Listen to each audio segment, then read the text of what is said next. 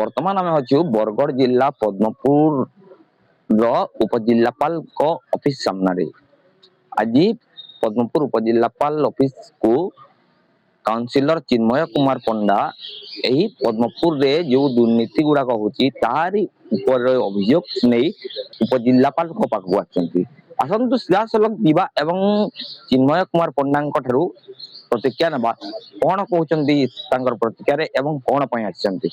देखो मुझे पद्मपुर उपजिलापाल महोदय को आज दाबीपत्र देवार लगे आसती कि से एबसेंट रे अन्य अधिकारी को देली पद्मपुर जेन एनएससी अंडर रे जेन विभिन्न काम होची ठिका काम होची सेटा बहुत निम्नमानर होची किन ड्रेन स्लैब बहुत अति निम्नमानर होची रास्ता जेन होची किछि मास भितरे सेटा रास्ता पर चिरी ही होची दुई फाल ही होची से सब जिन सब विभिन्न विषय के निगरमी उपजिलापाल को ताकर पाके आइस्तिली दाबी पत्र देतिली जे जहाँ भी पद्मपुर अंडर रे काम होची बहुत निम्न स्तर रो होची आ उपजिलापाल महोदय को भी जनाबा लगे आइस्तिली कि से भी केंदा मिछ प्रतिश्रुति देसन जी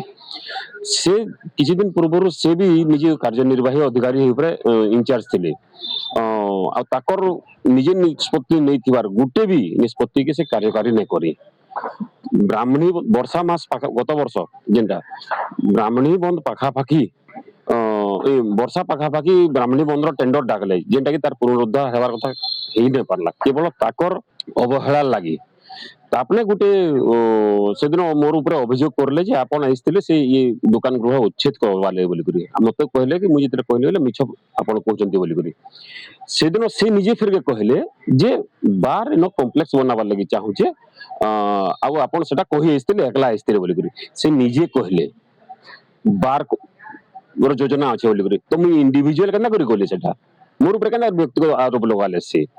निजे से केना मिछ प्रतिश्रुति देसन मैं आपन को कहू जे माननीय हाईकोर्ट को गोटे निर्देश आइस्तिला गोटे केस रे जे यार ऊपर विचार करी आदेश पारित कर बोली करी तांकर मौखिक निर्देश रे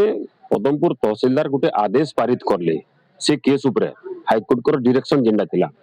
से तापर से निजर आडो हमर सम्पूर्ण भाषा रे हमर क्वेश्चन जेन उबरा पडी करी बोलसन सेंदा उबरा पडी करी निजर आडो से मध्यस्थी साजिले दुही पक्ष के डाकले से केस रो दुही पक्ष के डाकले आ से गोटे प्रस्ताव देले से प्रस्ताव ऊपर दुही पक्ष राजी हेले दुई पक्ष राजी हेले से निजे दृढ़ प्रतिश्रुति देले जे मुई इटा कर्मी बोली करी मुई इटा के कार्यकारी कर्मी जेन आदेश पारित हो सेटा कार्यकारी कर्मी बोली तापर से हिसाब से आदेश पारित करवा लागि से गुटे पक्ष के कहले से पक्ष धार्य समय भितरे नहीं करले कार्यकारी नहीं करले यदि से पक्ष नहीं करला ताकर दायित्व काना थिला से निजे प्रतिश्रुति देथिले दृढ़ प्रतिश्रुति देथिले पूरा एकदम मुह टान कर देथिले जे मुई कार्यकारी करबे कार्यकारी तो करबार दूर कथा उल्टिया जबरदखलकारी जेन पक्ष से मान को सफिशिएंट सुजोग देले टाइम देले कि से माने केंदा करी हाईकोर्ट को फेर गया मूव करी पारबे बोली करी आउ जो द्वारा के से माने सफिशिएंट टाइम देला परे से माने फेर गया जबरदखलकारी पक्ष से माने हाईकोर्ट को बोले आ हाईकोर्ट रो फेर गया कैप्टन एविएन चावले इटा गोटे प्रमाण कला जे से निजे केते मिछ प्रतिश्रुति देसन तार गोटे उदाहरण सेटा आर गोटे उदाहरण देनी मैं गोटे अभियोग आइस्तिला जे गोटे शिक्षानुष्ठान रो कोठा के किछि लोग जबरदखल करी करी माडी बसिचन दीर्घ वर्ष धरि करी जे अभियोग हला कलेक्टर सर भी ताको कहले जे से ऊपर माने कार्यानुष्ठान ग्रहण करो बोली करी से का करले कार्यानुष्ठान ग्रहण करबार तो दूरर कथा जेन माने जबरदखलकारी दीर्घ वर्ष धरि जबरदखल करी माडी बसिचन से जगह गोटे शिक्षानुष्ठान रो जगह के से मान को नियमित करबार लागि एनएससी ईओ को कार्यनिर्वाही अधिकारी को बेआईन परामर्श दोतले जेनटा कि संपूर्ण भाव रे ओडिशा म्युनिसिपल मैनुअल एक्ट 1950 अनुसार संपूर्ण भाव रे बेआईन जे जदि एनएससी रो निजर नारे रेकॉर्ड नै नबले से कोनोसी प्रकार रो अन्य पार्टी के सेकंड पार्टी के जगह दे नहीं पारे लीज सूत्र रे हो कि भड़ा सूत्र रे हो माने से केनता बेआईन काम करबार लागि परामर्श दोचन कार्यनिर्वाही अधिकारी को इटा गोटे प्रमाण है से जगह रे मुई पहुंची करे सेटा को विरोध करथिले प्रतिवाद करथिले सेतिर लागि से मोर ऊपर राग रखी करे सेदिन आरोप भी मोर ऊपर लगैथिले एनता बेआईन काम करबार लागि मिछ प्रतिश्रुति से निजे देवार लागि ताकू भी ताकर जिंस जनाबार लागि मुई सेदिन आइस्तिली आ ताकू मुई कहिथिली अन्य ऊपर आरोप लगाबार पूर्वरु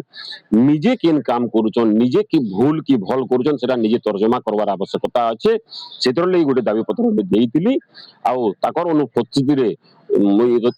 ଅଧିକାରୀ ମାନଙ୍କୁ ବି ପଚରାଇଥିଲି ଯେ ସେ ଆସିବେ କି ନାଇଁ ଆସିବେ ସେମାନେ କହି ନାଇଁ ପାରଲେ ବେଲକେ ଆଉ ଜଣେ ଅଧିକାରୀଙ୍କୁ ମୁଇଁ ଦାବି ପତ୍ର ଦେଲି।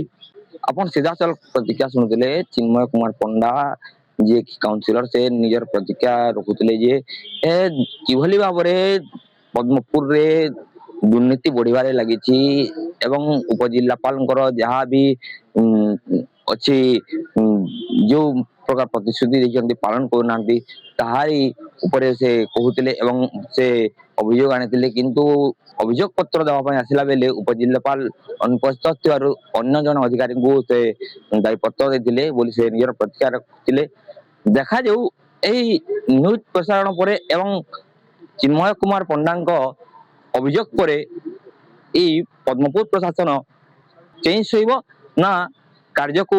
ଆଗକୁ ତ୍ୱରାନ୍ୱିତ କରିବ ତାହା ବର୍ତ୍ତମାନ ଦେଖିବାକୁ ବାକି ରହିଲା। ବରଗଡ଼ ଜିଲ୍ଲା ପଦ୍ମପୁରରୁ ଆଶିଷ କୁମାର ଭୋଇ, ବଡ଼ ଖବର।